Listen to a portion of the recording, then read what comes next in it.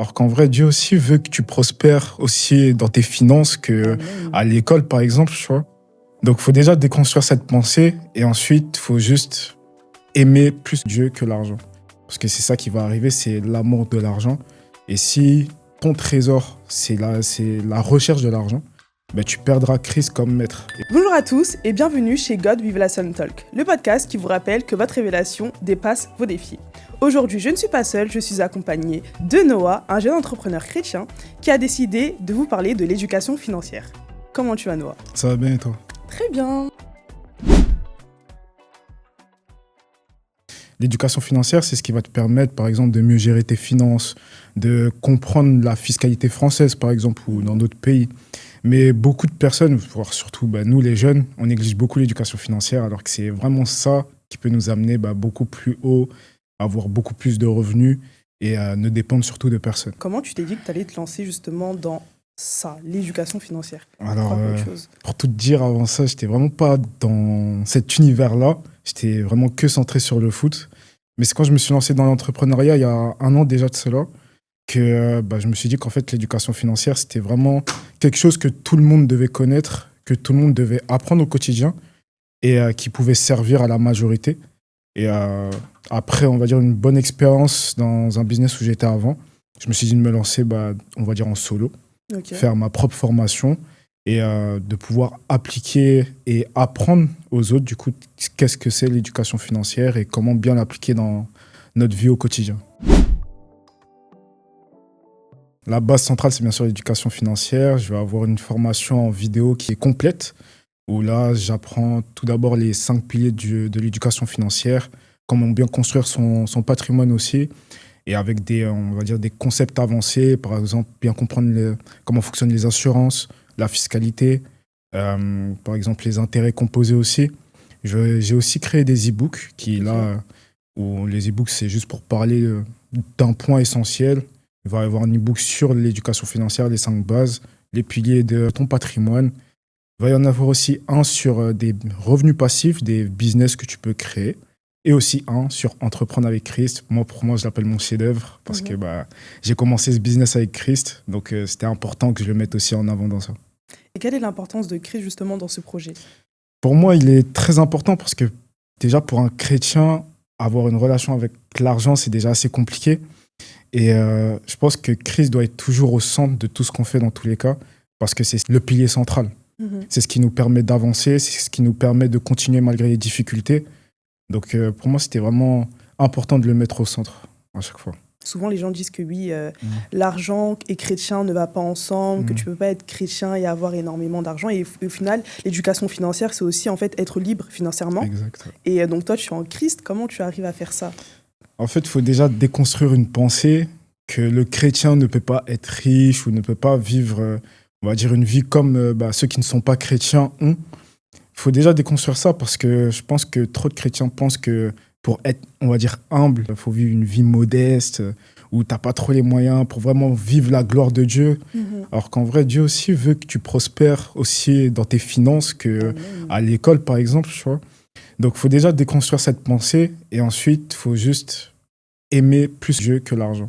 Parce que c'est ça qui va arriver, c'est l'amour de l'argent.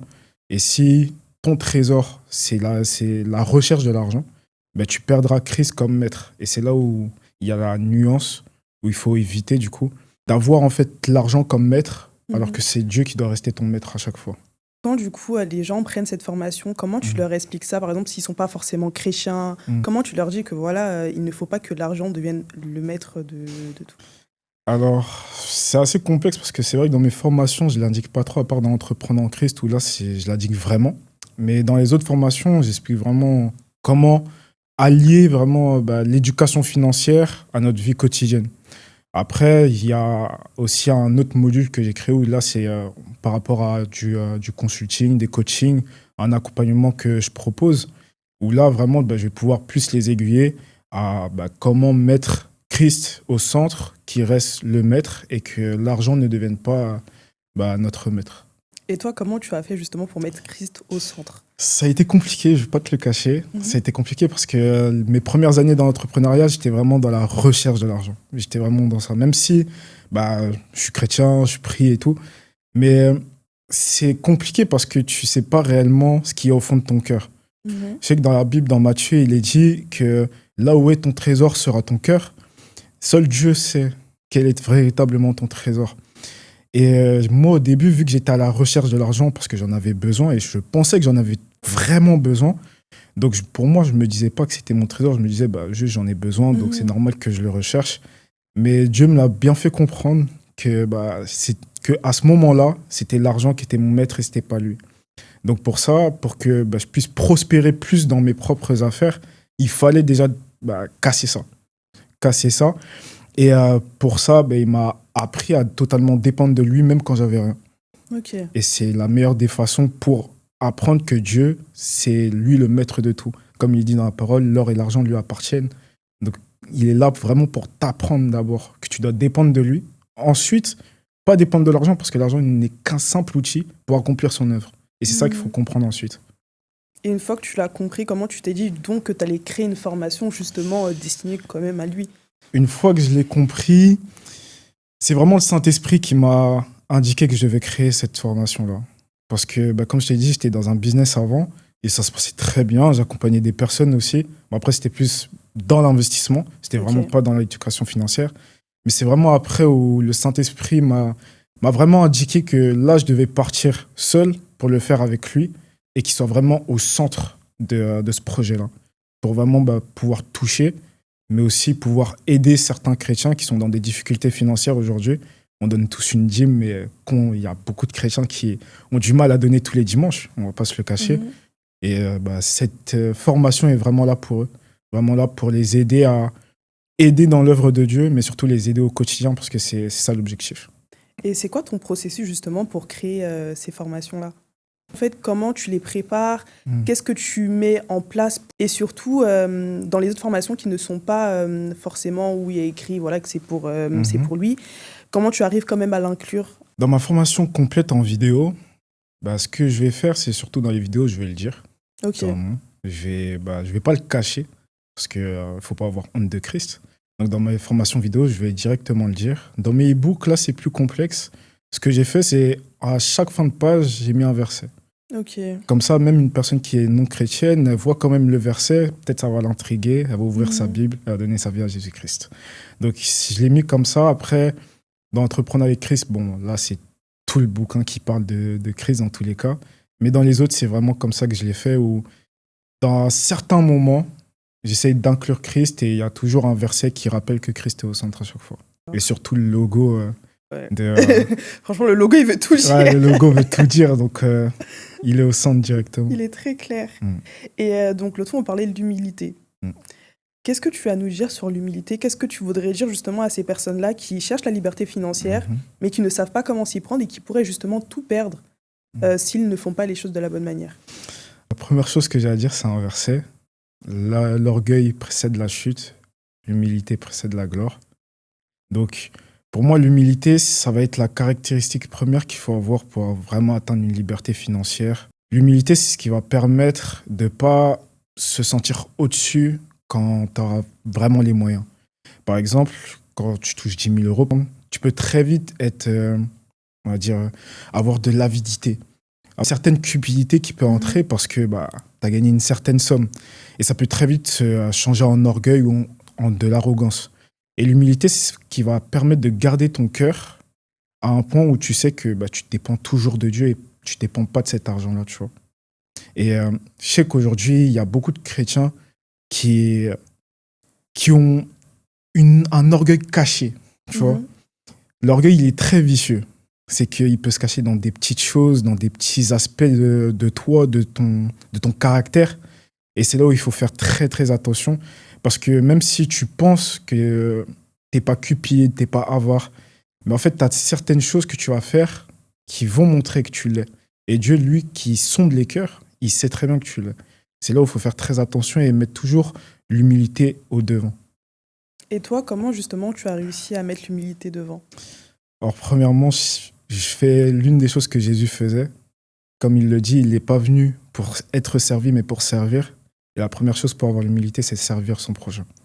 Servir son prochain, ça permet d'avoir aussi l'amour. Parce que pour moi, l'humilité ne peut pas aller s'il n'y a pas l'amour. Les deux doivent avoir une concordance, si tu veux. Mhm. S'il y a l'amour, il y aura l'humilité. S'il n'y a pas d'amour, il n'y aura jamais d'humilité. Parce que tu dois aimer ton prochain si tu veux bien le servir. Donc pour moi, c'est le premier point, c'est juste servir son prochain.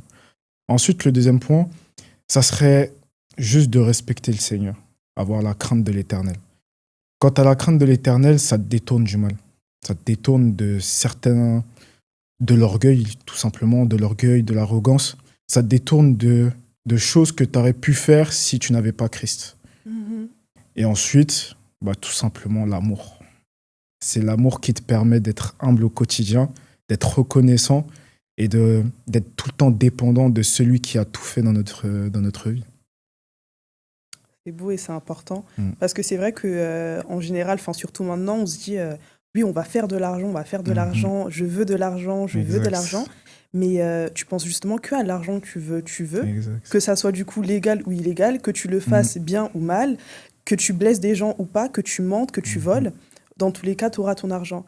Mais c'est vrai que l'humilité devient très très importante et l'amour aussi, et Christ surtout. Parce qu'en fait, tu peux avoir de l'argent aujourd'hui et tout perdre aussi demain. Exact. L'argent, ça vient, ça part. Et quand tu n'auras plus rien, comment tu vas réagir? Et donc, comment tu expliques donc l'humilité aux personnes qui prennent la formation? Alors, l'humilité, je vais plus l'expliquer dans Entreprendre avec Christ. Parce que pour moi, l'humilité, c'est l'un des piliers pour bien entreprendre avec Jésus. Dans ces piliers, il va y avoir aussi la foi, par exemple. Mais pour moi, l'humilité, ça va être le point le plus grand. Parce que pour quelqu'un qui commence dans l'entrepreneuriat, donc ça veut dire quelqu'un qui va avoir une idée, qui va potentiellement aller la vendre, il faut d'abord se mettre en tête que ce business que la personne va créer, c'est pas pour toi. C'est pas pour le business, par exemple, que j'ai créé, c'est vraiment pas pour moi. Premièrement, c'est pour Christ. Deuxièmement, c'est pour les autres. Parce qu'il doit d'abord aider les autres avant de m'aider moi. Si, par exemple, je vois mes clients comme simplement de l'argent, parce que mes clients m'apportent de l'argent à chaque vente, en fait, je ne pourrais pas totalement les aider comme il faut. Je vais juste leur vendre parce que j'ai besoin d'argent, par exemple, mais ça ne va pas les aider dans leur vie, ça ne va pas les aider à avancer, par exemple. Tu vois. Donc, il faut d'abord voir ça comme ça. Que la première chose, c'est quand on entreprend, c'est pour eux, c'est pour Dieu d'abord, pour faire avancer son œuvre. Ensuite, là, là, tu passes en troisième plan, on va dire, tu vois. Et après, le meilleur moyen pour bien entreprendre, c'est la foi. Parce que quand tu affrontes des périodes, on va dire, où tu n'as pas de clients, où rien ne marche, c'est là où il faut s'armer de patience, mais aussi de foi, et continuer à croire que Dieu a un plan merveilleux pour nous. Et toi, justement, dans les moments où il n'y a pas forcément de clients, où les ventes baissent, etc., comment tu arrives à tout remettre à Dieu? C'est compliqué, parce que quand tu es chrétien, tu aimerais aussi voir, tu vois, les choses se faire, tu aimerais aussi comprendre plutôt comment ça se passe, pourquoi les choses ne se passent pas comme tu le voudrais. Mais Dieu t'appelle d'abord à lui faire confiance, même quand tu ne vois rien. Comme il dit dans la parole, il faut plus marcher par la foi que par la vue. Donc, il faut d'abord lui faire confiance. Moi, ce que je fais surtout, dans ces moments où ça ne va pas trop, je me réfugie dans la parole. Je me réfugie dans la parole et je loue aussi. Parce que je pense que la louange, c'est aussi le meilleur moyen, on va dire, d'évacuer ces pensées, on va dire, toxiques qui peuvent être là, comme, regarde, il ne se passe rien, tiens, fais telle chose, tiens, évite Dieu, parce que là, il t'a pas béni comme tu le voudrais, tu vois. Donc, je pense surtout, c'est la louange aussi, qui permet de garder ton esprit focus sur Jésus. Et la louange aussi te permet de te dire que, même quand ça ne va pas, il est là. Il est là. Donc, vraiment, j'allierais les deux, la louange plus la parole. Et justement, en ce moment, il y a plusieurs ventes de formation qui se font. Et donc, toi, tu fais de la vente de formation. Exact. En plus de ça, tu es chrétien. Exact. Donc, est-ce que tu as déjà reçu justement des remarques où les gens sont généralement enfin une formation sur l'éducation financière? Moi, c'est plutôt mon cas pour le coup, où ils sont en mode, mais ils utilisent le nom de Jésus pour vendre sa formation. Tu vois, j'ai eu les deux. Quand j'ai commencé et que j'ai directement fait la promotion pour mon nouveau business, j'ai eu que de bons messages. Ou des messages, oh, c'est super ce que tu fais, gloire à Dieu. Mais quelques mois après, c'est là où on va dire, les mauvais messages sont arrivés, où tu as eu des messages comme quoi, ah ben ouais, tu mets Christ juste pour que tu puisses vendre, ou ce genre de choses. Mais je pense quand il y a les mauvais messages comme ça, c'est pas mes paroles. Pour faire dire que ouais, bah, c'est pas Christ que je mets en avant pour vendre. C'est surtout ce que je vais faire au quotidien et comment je vais réussir à impacter les vies aussi à côté grâce à ce que j'ai créé avec Christ. C'est comme ça qu'eux, ils vont comprendre qu'en fait, ce que j'ai fait, c'est pas juste parce que je voulais de l'argent, par exemple. Oui. Mais c'est vraiment pour faire avancer l'œuvre de Dieu et pour aider les vies qu'il y a aussi à côté. Très bonne réponse. Très, très bonne réponse. Et donc, par rapport à toutes les formations que tu fais, quelle est celle qui fonctionne le plus et pourquoi? Quelle stratégie tu as mis en place justement pour les vendre? Alors, celle qui fonctionne le plus, c'est mes 2 premiers e-books sur les 5 piliers de l'éducation financière et les piliers de comment construire son patrimoine. C'est vraiment les 2 qui fonctionnent le plus parce que, on va dire, c'est les 2 qui aident le plus. Parce que le premier, c'est vraiment pour comprendre l'éducation financière, comprendre comment fonctionne l'argent, comprendre comment se créer du cash flow, par exemple. Et l'autre, c'est vraiment comment construire un réel patrimoine sur le long terme pour pouvoir même le léguer. Donc, c'est les 2 qui fonctionnent le mieux. Après, pour t'expliquer une stratégie, franchement, j'ai pas de stratégie. Ah ouais? Je vais pas faire comme tous les autres. Ouais, j'ai telle stratégie. Non. Moi, je mise vraiment que sur Dieu. Que sur Dieu. Après, je sais que voilà, faut faire des réels, des trucs, faut avoir de la visibilité. Mais j'en ai pas beaucoup fait. Même sans ça, en fait, même sans ça, j'ai même envie de dire que même sans avoir de grande visibilité, j'ai quand même réussi à faire des ventes. Et c'est là où je me rends compte que c'est Jésus qui dispose. C'est tout. Dans ces choses comme ça où tu remarques que tu fais vraiment la chose avec Jésus. C'est ça. C'est quand t'as pas besoin de... Dieu, il t'a pas appelé à faire des vidéos, par exemple. Quand il t'a appelé à créer quelque chose pour lui, il t'a pas dit, ah tiens, tu dois faire aussi le marketing. Ah tiens, tu dois avoir aussi les finances. Non, t'as juste dit, crée. Moi, je vais disposer après. C'est tout. Ah, franchement, Dieu fait des merveilles dans ta vie. Hein. Amen. Parce que ton discours, il est beau, il est clair. Et surtout, ça donne envie aussi d'entreprendre et de se dire que tu peux le faire sans penser en fait à tout ce qui est derrière. Souvent, on pense aux risques, etc., etc. Mais comme tu as dit, malgré tout ce qui peut se passer, il faut garder foi en Dieu. Exact. Il faut continuer à avoir confiance en lui, car si c'est lui qui t'a emmené à faire cela, forcément, il connaît ton lendemain et il disposera les choses afin que tu puisses réussir dedans. Et donc, par rapport encore à l'humilité, tu dis que c'est un point que tu abordes beaucoup plus dans la formation liée à Jésus. Mais dans les autres formations, est-ce que tu arrives aussi donc, à l'apporter? Beaucoup moins. Beaucoup moins. Dans les autres formations, je vais même pas du tout l'apporter, mais là où je vais l'apporter, ce sera plus dans l'accompagnement. Parce que je pense que pour moi, dans mes autres formations, je dois vraiment rester sur comment bien apprendre les choses. Après, dans l'accompagnement, là, je peux beaucoup plus parler parce que l'accompagnement, il va comporter plusieurs, par exemple, 1 heure d'appel par semaine. Donc, dans cette heure d'appel-là, je pourrais bien expliquer les choses que la personne n'a pas compris, par exemple, mais aussi l'aider à bien entreprendre avec Christ aussi. Bien avoir l'argent pas comme un maître, mais le voir vraiment juste comme un outil qui va permettre à cette personne d'aller plus loin dans ses projets.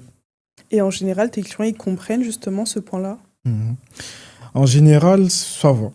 Ça va, et après, ça dépend aussi de la personne, mais en général, ouais, elles comprennent assez bien. Mais ce qu'elles comprennent surtout, c'est l'importance de Christ dans n'importe quelle chose qu'on fait. C'est vraiment ça que j'essaye plus d'inculquer, que Christ, il doit être partout. Il peut pas être juste à l'école ou juste à l'église. Il doit être vraiment partout. Même quand on mange, il doit être là, dans n'importe quelle chose. Et c'est vraiment ça que j'essaie d'inculquer à chaque fois.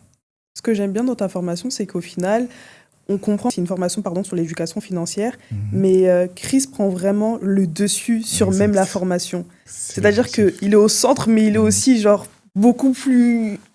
Il est plus concentré, il est autour, il est partout en fait. Et je trouve ça beau aussi donc, que tu aies pu intégrer Christ à ce point-là dans cette formation. Parce que ça permet aussi de faire comprendre aux gens que tu peux très bien du coup entreprendre, rêver de liberté, tout en incluant Christ. Exact. Et donc par rapport à ça justement, comment toi, quand tu as commencé par exemple dans ta première formation, est-ce que tu commençais déjà à inclure Christ juste pour toi ou tu étais juste comme ça en train de vendre, etc. Alors, dans ma première formation, franchement, j'ai pas inculqué Christ. Quand j'ai commencé, je l'ai même oublié. Dans le sens où, comme je le dis, actuellement, il faut vraiment mettre Christ au centre dès qu'on commence quelque chose. Et ce que j'avais l'habitude de faire, surtout avant, c'était dès que je commençais une nouvelle chose, directement je priais. Je priais pour en parler à Jésus, pour lui faire part de mes projets, même s'il les connaît déjà d'avance. Mais pour moi, c'était important de tout le temps prier avant que je fasse quelque chose. Mais cette fois-ci, quand j'ai commencé, je n'ai pas du tout prié, j'ai rien fait du tout. Juste j'ai commencé, je me suis lancé. Et en fait, au fur et à mesure que les mois passaient, je me rendais compte de ça, que Christ n'était pas au centre, tu vois. Et même, je me rendais compte même dans les résultats que je faisais. Genre, j'avais quand même de bons résultats, mais je savais que c'était pas le niveau que je devais atteindre. Et je savais que si Christ il aurait été placé au centre et en premier plan dès le départ, ça aurait été quelque chose de mieux. Mais bon, c'est comme ça. Et en vrai de vrai, je remercie Dieu parce que ça m'a permis de comprendre, et ça m'a permis de comprendre l'importance plutôt de mettre tout le temps Dieu au centre dès le début, tu vois. Parce que si j'aurais pas fait, par exemple, cette erreur-là, j'aurais pas pu l'inculquer ensuite dans ma propre formation et pouvoir l'inculquer à mes clients après. Dans les temps qu'on vit en ce moment, nous qui sommes jeunes, je pense que c'est très important d'investir. D'investir sur le long terme, que ce soit dans des actions, par exemple, ou même investir dans l'immobilier. Je pense que c'est très important pour nous, jeunes, de commencer à investir dès maintenant pour créer quelque chose plus tard et même pourquoi pas pouvoir le léguer. Pour moi, l'investissement, c'est quelque chose dans lequel tu vas y mettre du temps, de l'argent et qui va pouvoir te rapporter sur le court, moyen et long terme. Ça peut être d'investir sur toi-même, sur tes connaissances, d'investir sur tes vêtements, par exemple, ou d'investir dans des choses qui peuvent te rapporter financièrement parlant, par exemple l'immobilier, la crypto en ce moment, les actions. Là, tu me parles de crypto. Moi, dans ma tête, je vois juste des courbes. Alors que toi, je sais que c'est beaucoup plus poussé, tu vois. Par exemple, la crypto, qu'est-ce que c'est ? À quoi ça sert ? Alors, la crypto, si tu veux, c'est une monnaie décentralisée.